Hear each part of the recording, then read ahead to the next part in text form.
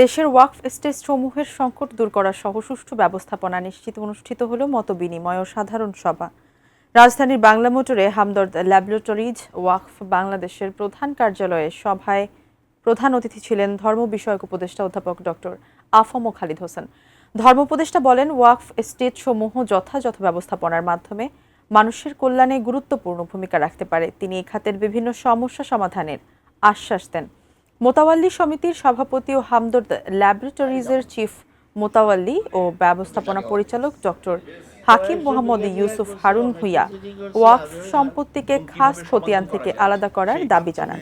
একই সঙ্গে সারা দেশ থেকে ঢাকায় আসা মোতাওয়াল্লিদের আবাসন ব্যবস্থা নিশ্চিত করা সহ ওয়াকফ ব্যাংক প্রতিষ্ঠার দাবি জানান।